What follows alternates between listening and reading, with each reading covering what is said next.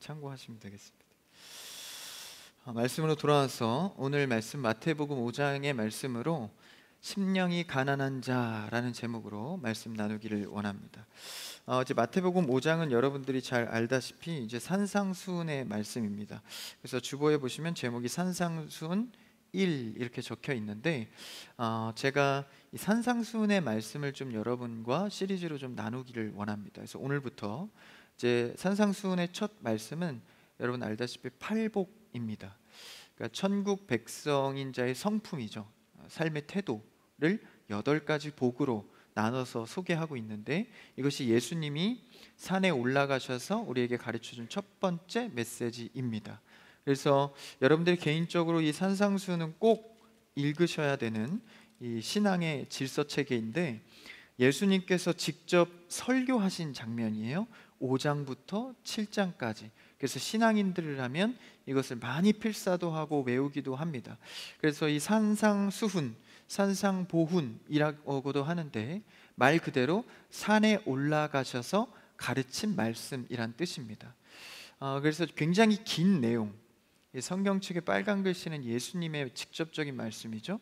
이 굉장히 긴 말씀을 설교로 풀어낸 내용입니다. 그래서 기독교의 대헌장이라고 할 만큼 이 대표되는 기독교인의 질서를 담고 있습니다. 이 율법과는 조금 다른 점이 있는 것이 예수님께서 새 질서를 말해주면서 다시 언급한 것이기 때문에 율법과는 조금 차이가 있습니다. 그래서 우리 기독교인의 지금까지도 영원한 기독교의 철학, 절대 가치, 심지어 나아가서는 윤리적인 부분까지도 기독교 윤리가 무엇인지를 나타내주는 말씀입니다. 그러니까 우리의 신앙의 근본의 태도이자 질서이다 라고 해도 과언은 아니죠. 그래서 이 세 장을 할애해서 예수님께서 이제 특별한 우리에게 전해주는 말씀을 전하고 있는데, 이 말씀의 특징은요, 굉장히 특별한 사고의 말씀을 전하면서도 이 통일성이 있습니다. 그리고 논리의 연속성 속에서 일관된 설교의 메시지를 보여주거든요. 주제가 매우 다른 것 같은데 예수님의 설교는 거의 완전한 이런 설교의 형태입니다. 그래서 천국 백성에게 걸맞는 이 고도의 윤리, 그리고 고도의 도덕적 수준을 나타내주고 있는 것이죠. 그렇기 때문에 우리가 반드시 이 산상수훈의 말씀은 되새김질하여 읽어보고 그리고 고민하고 생각해 봐야 할 문제입니다. 그 중에서도 오늘 말씀은 이제 팔복, 이제 우리가 신앙인으로서 가져야 할 삶의 태도를 말해주는데요. 이제 복이라고 하면 특히 우리 한국 사람들도 관심이 많습니다. 어떻게 하면 좀 복을 받을까? 그리고 우리 전통 이제 신앙 사상 자체가 이제 복에 대한 개념을 많이 다루잖아요. 그래서 이제 전통 의상 한복의 복주머니 아예 그냥, 그렇죠? 그래서 복복자라는 그 한자를 여기저기 붙여놓잖아요. 그래서 요새는 잘 안 나오는데 예전에 이제 숟가락 젓가락에 다 복복자가 써져 있어요. 옛날 사람인가? 이제 복복자가 많이 숨어 있거든요, 한국 문화에. 그만큼 우리도 이 복에 대하여서는 굉장히 많은 관심을 갖게 되죠. 근데 이제 우리가 현재 경험하고 있는 복, 동시에 천국에서 누리게 될 복, 그러니까 오늘 예수님께서 우리에게 가르쳐 주시는 복은 우리가 신앙생활의 삶의 인생의 현장 속에서 누려야 할 복과 그것이 동시에 천국에서 경험하게 될 복이라는 사실을 알려주고 있습니다. 그러니까 우리가 이런 태도로 살아가야 하는구나와 동시에 천국에 가면 이런 태도로 살게 되는구나를 알 수 있게 되는 것이죠. 그리고 또한 이 복음의 설교를 듣고 있는 자들은 사실상 예수 그리스도 앞에 회개하여 복음 안에 들어온 자들에게 하는 설교입니다. 물론 이 말씀이 오늘날 계시 완성시대에 와서는 모두에게 개방되어져 있는 말씀이지만 조금 지엽적으로 이 말씀을 해석하자면 믿는 자, 성도들에게 더 강력히 전해지는 말씀입니다. 그리고 이제 산상수훈이니까 이게 산이라고 이제 특정할 수 있는데, 여기서 좀 지형적인 특성을 좀 우리가 알아야 할 것은, 단순히 여기서 말하는 산은 우리가 생각하는 그런 산은 아닙니다. 그러니까 왜 제주도 가면 여러분 오름 있죠? 오름은 산이라고 하진 않잖아요. 동산 정도? 근데 그 동산보다도 낮은 것이 바로 예수님이 오르셔서 전했던 바로 산입니다. 여기서 우리가 좀 궁금증이 있는 것은, 그러면 왜 구태여 오늘 말씀에 산을 오르셨다고 할까? 그러니까 인지하지 않으면 이 지형은 그냥 산인지 모르고 걸어가게 되는, 그래서 우리도 너무 낮은 언덕은 그냥 걸어가다 보면 좀 높아져 있네라고 느끼잖아요. 그 정도의 언덕입니다. 그렇다면 왜 이 산으로 특정하여서 말했을까? 이 산이라는 의미는 당시에 누구나 유대인이라면 이 모세의 시내산을 기억합니다. 그래서 하나님의 율법의 가르침을 떠오르게 하죠. 그 자세한 내용은 뒤에서 좀 밝히기로 하고, 어쨌든 이 작은 동산에 예수님께서 우리에게 신앙의 삶의 태도, 또한 천국의 삶의 태도에 대해서 동시에 알려주고 있습니다. 그래서 이제 우리가 이 시리즈 설교를 한 약 8주, 길게는 9주 정도 팔복의 내용을 다룰 텐데, 그 이후에는 또 산상수훈의 내용을 선택적으로 좀 다루도록 하겠습니다.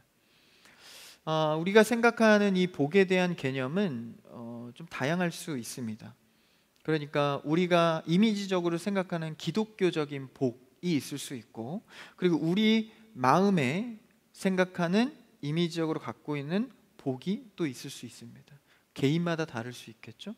그리고 세상의 가치로 말하는 복이 또 있을 수 있습니다. 그런데 오늘 말씀에서는 예수님이 우리에게 전해주고자 하는 복이다라는 것이죠. 그러니까 우리의 편견과 우리가 원하는 복의 개념을 좀 오늘은 내려놓고 예수님이 전하고자 하는 복의 개념으로 좀 순수하게 들어가 보길 원합니다. 그렇다면 오늘날 우리가 생각하는 복의 여러 가지 개념이 있는데, 뭐 돈을 잘 벌면 복이다, 사람 잘 만나면 복이다, 뭐 가정을 잘 만나면 복이다, 뭐 이런 여러 가지가 있죠. 그래서 뭐 청년들에게도 좀 관련이 있을지 모르지만, 뭐 외모적인 복도 있다 그러잖아요. 이 머리숱 많고 이빨 배열인가요? 치아 교정, 이게 또 복이잖아요. 또 뭐가 복이죠? 뭐 3대 복, 5대 복, 7대 복 뭐 이런 거 있잖아요. 눈 건강하면 복이고, 그죠? 복된 아이입니다.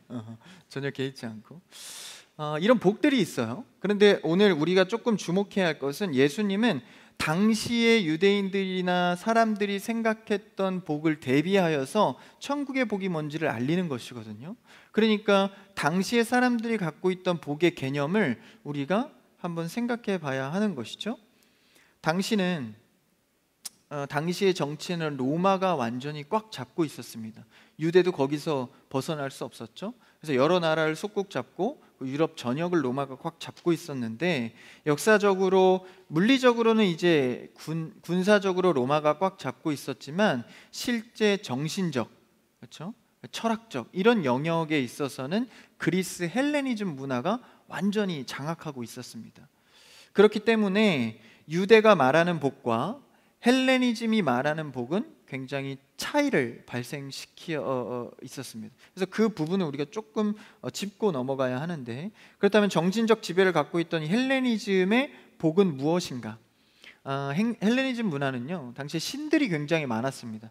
그러니까 복을 나한테 뭔가를 주면, 뭐 내재적인 복이든 외향적인 복이든 어떤 복이든 신으로 여겼습니다.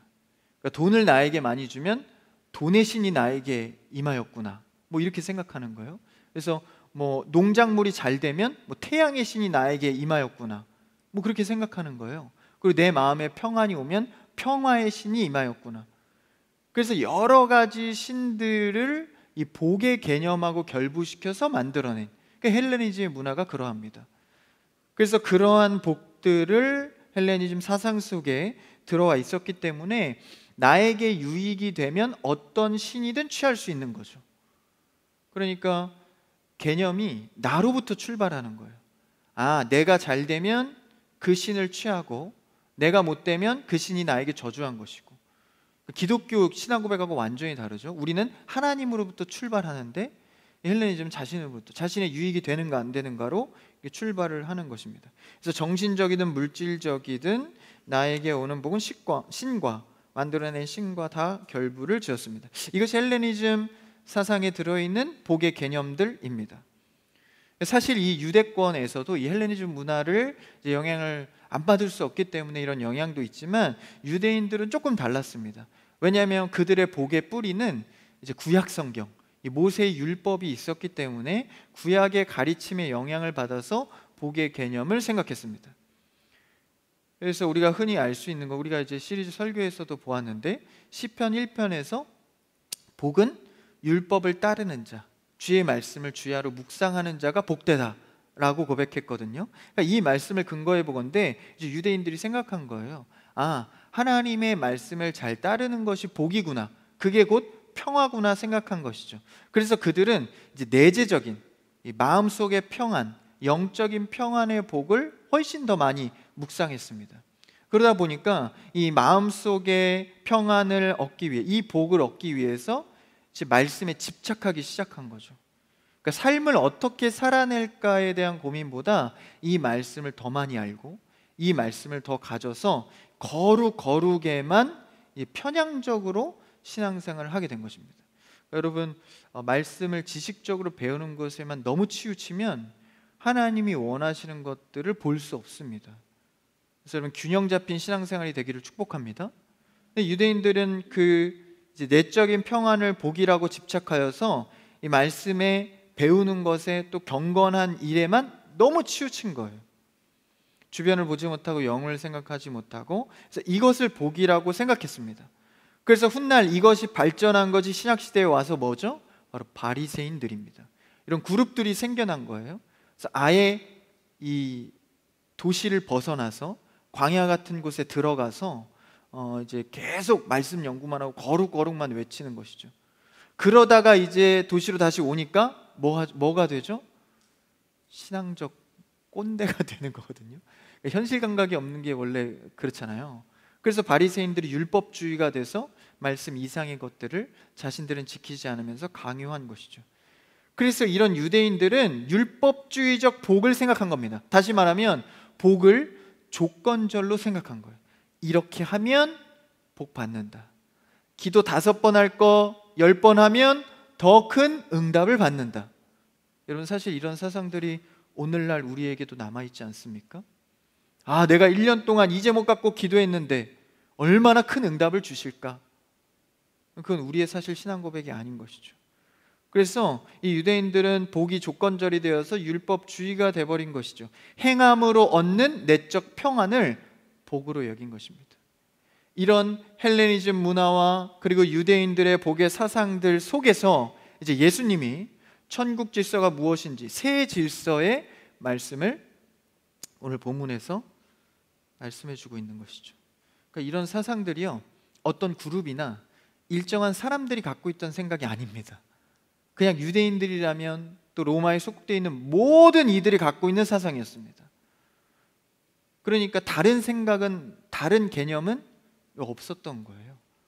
그래서 이들 앞에, 이런 사상들로 꽉 잡혀있던 이들 앞에 이제 오늘의 본문에 예수님을 만나게 됩니다. 한번 1절 그 장면을 읽어볼까요? 1절 시작. 예수께서 무리를 보시고 산에 올라가 앉으시니 제자들이 나아온지라. 이 산상수훈의 장면은 매우 예리하면서도 조심스럽게 다뤄져 있습니다. 그래서 한 단어 한 단어 놓치면 안 되기 때문에 좀 잘게 쪼개서 보면, 예수께서 무리를 보셨습니다. 이게 무리라는 것은 이제 어떤 그룹을 말하잖아요. 어떤 그룹일까를 좀 우리가 짚어봐야 되는데, 사실 이제 예수님께서 이렇게 가르치기 시작할 때는 이미 그 전장에서, 전장 끝 말미에서 제자들에게 어떤 것을 알려주고 또 어떤 사역을 하는지에 대한 개념을 이미 알려주셨었거든요. 한번 그 바로 전절 4장 23절을 한번 읽어볼까요? 한번 23절 같이 시작. 예수께서 온 갈릴리에 두루 다니사 그들의 회당에서 가르치시며 천국 복음을 전파하시며 백성 중에 모든 병과 모든 약한 것을 고치시니. 이런 말씀들은 암송하셔야 됩니다. 왜냐하면 예수님의 3대 사역을 명확하게 기록하고 있죠. 회당에서 가르치시며, 예수님의 첫 번째 사역이죠. 두 번째는 복음을 전파하시고, 그다음에 세 번째는 뭡니까?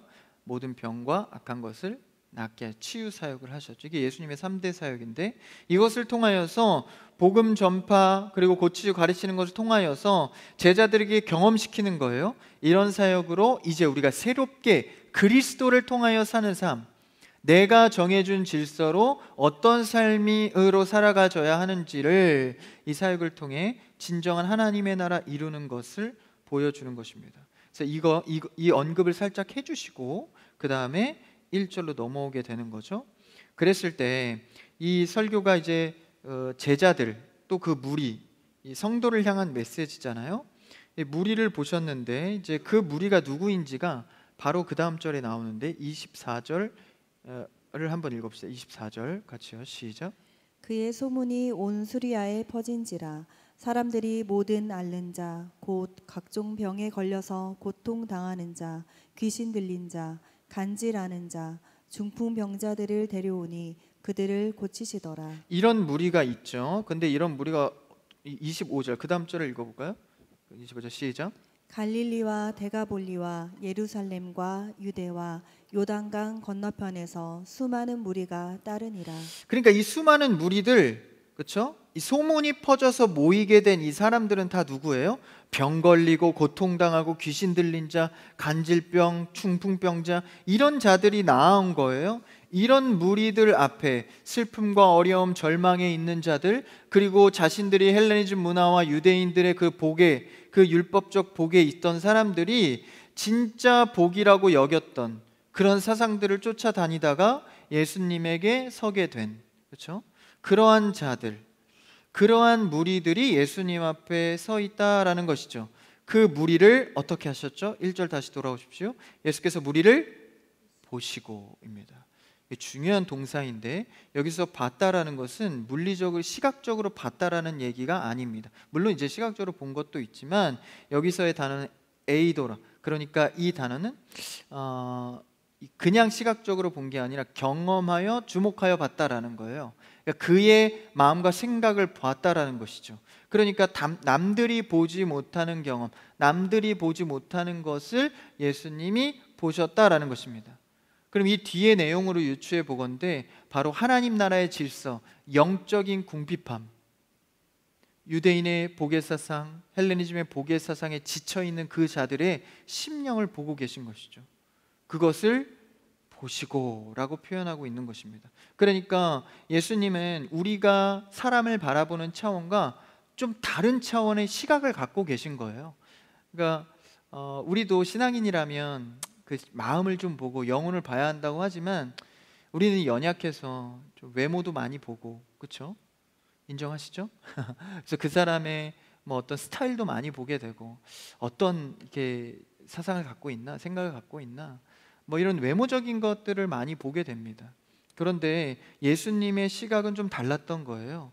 그들의 심령이 어떠한지를 바라봄으로써 오늘의 말씀의 의도를 갖고 가르치고 있는 것이죠. 그래서 우리도 이런 예수님과 같은 시선이 필요합니다. 에이도라는 이 단어와 같이 우리도 사람을 바라볼 때 영적인 것을 바라볼 수 있도록. 그래서 여러분 그것도 훈련이에요. 우리가 아무리 또 이 죄성을 가진 인간이지만 예수 그리스도를 힘입어서 그분을 따라가는 거죠.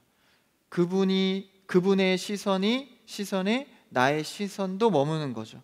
영혼을 바라보며 긍휼히 여기는 것, 복음의 눈으로 그를 바라보며 불쌍히 여기는 것, 그러니까 내 기준만으로 보는 것이 아니라 이 성경 말씀을 통하여서 예수님은 사람을 어떻게 바라보셨나. 우리 청년부 형제 자매들 또 보는 성도 여러분들은 예수님과 같은 시각을 가질 수 있기를 축복합니다. 다른 이가 보지 못하는 것들을 보게 되는 거죠. 그래서 산에 올라 이제 무리를 보시고 산에 올라가 앉으셨다. 여기서 이제 산에 올라 앉으셨다라는 것은, 이 앉았다라는 것은 당시 랍비들, 이제 선생님, 말씀 가르치는 선생님들이 하는 행동을 표현한 것입니다. 그러니까 이 랍비들은 어떤 가르침을 할 때 이제 앉았다라는 것은 이제 공식적인 말씀이 선포된다라는 뜻입니다. 그래서 왜 우리도 어떤 위정자들이 자리에 이렇게 세워질 때 이렇게 그 자리에 앉았다라고 표현을 하잖아요. 그러니까 뭐 이제 이 정권이 바뀌면 이제 그 밑에 인사가 바뀌잖아요. 그럼 어떤 장관이 어떤 이가 이 장관 자리에 앉았다 이렇게 표현을 하잖아요.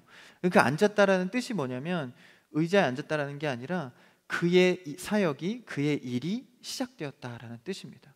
그래서 예수님도 당시 랍비의 표현처럼 앉았다라는 것은 이제 공식적인 사역과 선포가 선언된다라고 말하고 있는 것입니다. 더욱이 이것을 강조해 주는 것이 바로 이 산을, 제가 모두에 말씀드렸다시피 산을 오르셨다라는 표현인데, 이게 아주 오늘 말씀의 중요한 또 포인트입니다. 앞서 말씀드렸다시피 여기서 산을 올랐다는 것은 동산도 안 되던 나지막한 언덕입니다. 그래서 오른다는 표현이 굉장히 무색해요. 그런데 이제 이 당시의 유대인들이 산에 올랐다는 표현은 거의 대부분 다 모세가 백성들을 위해서 시내산에 올라가 하나님의 말씀을 받는 그 장면을 의미합니다. 그러니까 예수님도 이 산에 제자들과 오르셔서 가르쳤다라는 것은 하나님의 말씀이, 예수 그리스도의 말씀이 선포된다라는 뜻을 갖고 있는 거예요. 근데 그냥 선포되는 게 아니라 당시에 시내산에 모세가 말씀 받으러 올라갔을 때 어떠했죠? 애굽의 질서를 깨고, 이제 아직까지도 이 애굽의 질서에 매여 있던 그 사람들 앞에 이제 모세가 시내산에 올라가서 이제는 애굽의 질서가 아니라 하나님의 법도로 살아가야 해 하면서 10계명을 주시잖아요. 그래서 하나님의 법도가 무엇인지를 받아서 내려오거든요.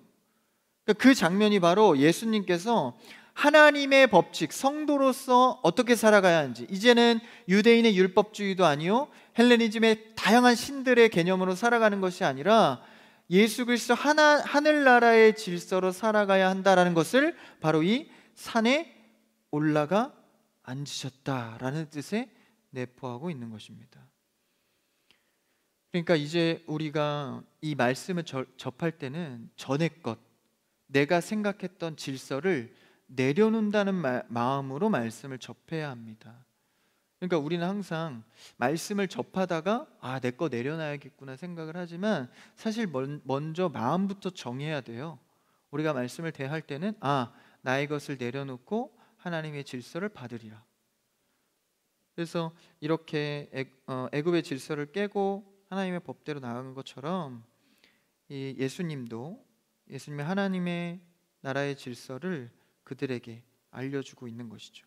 그래서 이 산상수훈, 이 장면을 이제 우리 교단의 이제 신학을 정리한 이 칼빈은 이렇게 얘기했습니다. 외향적인 율법의 행위로 복을 말하던 바리새인들에서 하나님의 법의 본래의 의도를 되찾는 그 목적이 산상수훈이다. 이렇게 칼빈이 이야기했거든요. 그러니까 우리는 행위로 받는 복에서 벗어나 그리스도의 본래의 법으로 돌아가는, 그러니까 이것은 새 말씀이라기보다는 다시 돌아가는 회복의 말씀인 것입니다. 그래서 그렇게 산에 오르셔서 그 다음 제자들이 이제 나아오죠. 그 다음 2절을 한번 읽어볼까요? 2절 시작. 입을 열어 가르쳐 이르시되. 예수님께서 이제 산상수훈의 말씀이 시작되는데 입을 열어 가르치셨다. 이 입을 열어 가르치셨다라는 표현은 이제 이 표현을 하면 항상 이제 빠지지 않는 주제가 들어가 있다는 것을 알 수 있어요. 그래서 이렇게 표현할 때는 첫 번째는 사람에 대한 이야기를 늘 합니다. 그러니까 영혼에 대한 관심이죠. 입을 열어 가르치셨다 할 때 이 가르침 안에는 늘 사람에 대한 이야기를 내포하고 있습니다. 우리의 신앙, 우리의 영혼, 이런 것에 관심을 갖고 가르치신 것이죠. 그 다음 두 번째는요, 새로운 윤리, 하늘나라의 성품이 무엇인지를 늘 가르치셨습니다. 그래서 사람을 향하여서 하늘의 성품에 대해서 가르칠 때는 늘 이렇게 입을 열어 가르치셨다는 표현을 쓴 것이죠.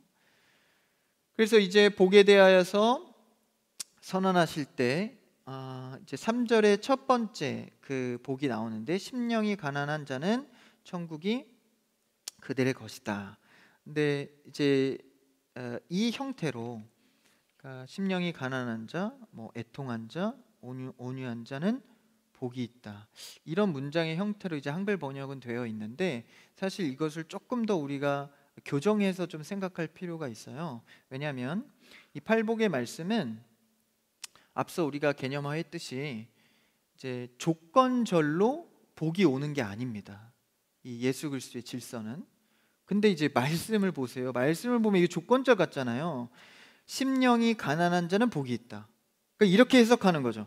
심령을 가난하게 해야 복된 자다. 애통하는 자에게 축복이 있다.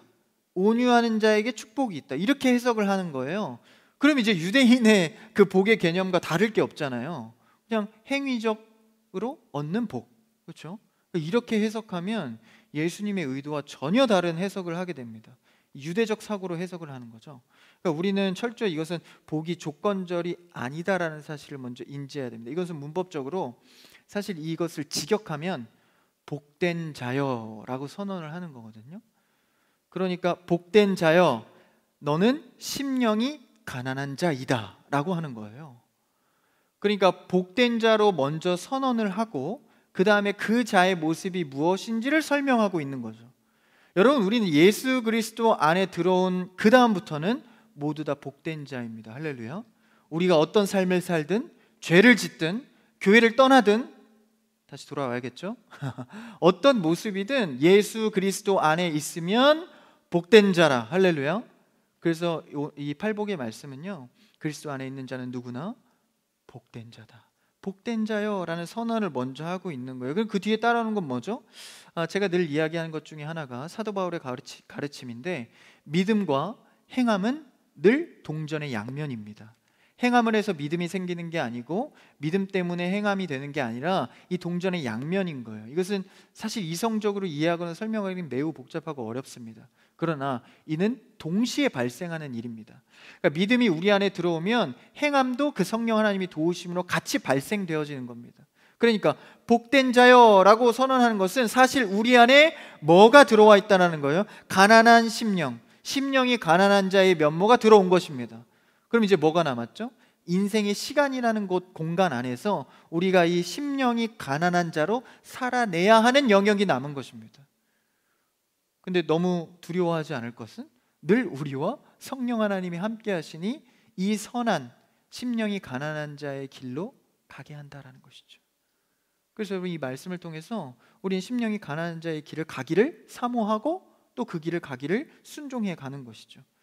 그래서 우리는 다시 우리가 이 말씀의 문법상 의역을 좀 해보면, 복된 자여 심령이 가난한 자로 살아가기를 드러내라 라는 뜻입니다. 다시요, 복된 자여 심령이 가난한 자로 살아가는 것을 드러내라 라는 뜻입니다. 그래서 그리스도를 통하여서 우리는 이제 심령이 가난한 자로서 이제 선언되어졌고, 그것을 위해서 우리의 인생에서 발견해 가는 것이죠. 그래서 이러한 맥락이 이 8가지 팔복의 다 똑같은 패턴입니다, 문법상. 그래서 우리는 이미 복된 자로 선언되어졌다는 그 평화와 안심을 갖고 이제 우리의 삶에 남은 미션들을 팔복의 태도로 살아가면 되는 것이죠. 그래서 너무 이것을 유대적 해석으로, 난 이런 자가 아닌데 내가 어떻게 이렇게 할까? 나 그럼 축복이 없는 거 아니야? 이게 잘못된 해석으로 또 신앙의 방향성이 달라지는 것이죠. 여러분 기억하십시오. 우리는 이미 그리스도를 통해서 죄와 사망으로 건진받았고 복된 자라고 선언되었습니다. 이제 그러므로 우리의 삶에서 그 복된 자의 면모를 증명하고 드러내는 태도가 남아있다라는 것이죠. 그래서 주님이 부르신 자로서 우리는 이 가르침이 평안한 가운데 또 축복으로 이어지기를 바랍니다. 그럼 이제 오늘 시간이 다 됐죠? 첫 번째 복을 그래도 좀 봐야 되잖아요. 짧게 첫 번째 3절의 복을 보고 마치겠습니다. 한번 3절을 읽어볼까요? 시작. 심령이 가난한 자는 복이 있나니 천국이 그들의 것임이요. 여러분, 심령이 가난하다는 것은 무엇일까요? 그래서 가난하다는 것은 뭐 좀 돈이 없다, 좀 궁핍하다, 이런 개념이긴 하지만 그 앞에 뭐가 수식됐죠? 주어가 심령이라고 되어 있습니다. 그러니까 이제 우리의 심령이 가난해졌다라는 것은 이제 처참한 심정이 됐다라는 거죠. 그러니까 어떠한 물리적 상황 때문에 혹은 내 영적인 공고함 때문에 의지할 것이 없어서 처져 있는 처참해진 마음의 상태를 말합니다. 그러니까 우리도 왜 그렇잖아요. 살다 보면 좀 많은 것들을 의지하게 되죠. 그러다가 이제 한계를 발견하게 되는 거예요. 돈도 많이 의지해서 또 살아보니까 좋긴 좋은데 한계를 발견할 때 이 허무함이 오거든요. 그래서 이 돈도 이렇게 어느 정도, 그러니까 적당함이 있어야 되는 거예요. 컨트롤할 수 있는 정도. 근데 막 이렇게 욕심을 내다가는 어떤 한계에 부딪히게 되는 거예요. 이게 날 채워주지 않는다라는. 그리고 또 사람도 마찬가지죠. 정말 이 사람은 나와 정말 평생 갈 수 있겠다, 뭐 이런 생각도 하지만 그런 사람에게 배신당했을 때는 또 상처도 크지 않습니까? 그래서 또 나를 의지하기도 해요. 역시 의지할 건 나뿐이다, 나만 믿어. 근데 여러분, 내 자신도 믿을 게 못 됩니다. 스스로에게 배신당해 보셨어요? 그것도 참 처참하거든요. 그러니까 그런 여러 가지 의지를 해보지만 채워지지 않는 걸 발견하는 겁니다. 그 순간 굉장히 멍한 상태, 다시 말하면 마음이 굶주린 처참한 상태가 되는 것이죠. 그럴 때 우리는 영적인 목마름이 찾아옵니다. 이것을 어떻게 채울 수 있을까?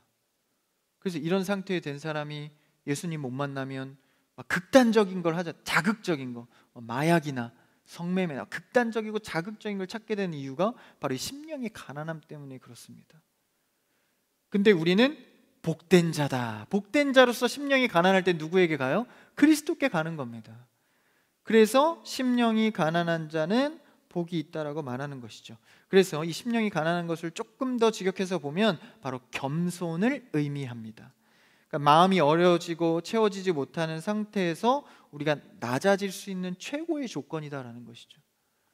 그러니까 자기의 처참함을 발견했을 때 누가 막 교만한 자들이 있나요? 거의 대부분 숙연해집니다. 낮아지고요. 그리고 어떤 자의 완벽한 이 도움을 바라게 됩니다. 그래서 그리스도 안에 있는 자들이 심령이 날마다 가난해지는, 다시 말하면 겸손해지는 것은 복 중의 복인 성품입니다. 여러분, 그리스도인의 이 기독교 윤리에 가장 우선되는, 가장 가치 있는 것 하나를 꼽으라면 바로 겸손입니다. 여러분이 청년부 형제 자매님들은 모두 다 겸손의 성품을 얻는 여러분 되기를 축복합니다. 겸손한 것이 주 앞에 가장 이 복된 것이거든요. 그래서 이 심령이 가난한 성품은 우리를 겸손하게 한다라는 거예요. 그래서 하나님 앞에 나는 죄인입니다, 이 내 심령의 깊은 곳에서 떠오르는 고백이죠. 그러니까 지식적 고백이 아니라요, 성경을 보니까 우리가 원죄의 영향 때문에 죄인이구나, 난 죄인이야, 이게 아니라요, 하나님 앞에 내 죄를 발가벗은 것처럼 정통으로 십자가에 마주치는 겁니다. 그때 발생하는 것이 탄식이죠. 오 주님, 나는 죄인입니다. 그래서 사도 바울은 뭐라고 했죠? 내가 어찌할꼬. 베드로도 하나님이신 예수님의 이 성품을 직면했을 때 주님 나를 떠나소서, 어찌할 바를 모르잖아요. 그래서 주 앞에 자신을 명확하게 드러내고 발견한 자들은요, 이 낮아지는 겸손한 심령을 얻게 됩니다. 그래서 나의 죄가 들통날 때 심령이 가난해지는 거예요. 그래서 이스라엘 백성들도요, 구약시대 때 원래는 목이 곧고 대들던 자들이거든요. 40년 광야 생활 속에서 이제 철저하게 하나님을 의지하는 법을 배우게 되는 겁니다. 그래서 율법을 통해서 들통나죠. 어떤 죄인? 순도 100% 죄인. 그러니까 우리의 의가 0.1도 없다는 사실이 광야를 통해서 들통이 난 거예요. 여러분, 말씀을 통해서, 신앙생활을 통해서 하나님 앞에 내가 철저한 죄인이라는 사실을 깨닫는 여러분 되기를 축복합니다. 이것이 우리의 삶의 겸손이며 우리의 삶의 가장 복된 일이다라는 거예요. 우리의 심령이 가난해지는 것. 그래서 우리는 날마다 예수님이 제자들이 발을 씻겼던 것처럼 날마다 주 앞에 회개할 제목이 있으셔야 합니다. 만약 여러분이 태평성대처럼 신앙생활 좋다, 기쁘고 즐겁다, 예수님 좋아요 좋아요 하면서 자신의 죄를 들통내지 않는다면 여러분의 신앙은 아직 복된 자의 길을 걷고 있지 않는 것입니다. 우리가 복된 자의 길을 걷는 것은 날마다 주님 앞에 내 죄를 발견하는 것입니다. 그래서 내 마음이 가난해지는 거죠. 오 주님, 주님이 아니고서는 오늘도 나는 한 발짝도 뗄 수가 없습니다. 이 죄인을 어떻게 해야겠습니까? 주님, 나를 용서하시고 오늘도 주의 은혜로만 살게 하여 주시옵소서. 그래서 겸손은 내가 얼마나 하나님 앞에 누구인지를 발견하는 것이 바로 이 겸손입니다. 여러분, 내가 나를 잘 아는 것 같나요? 네.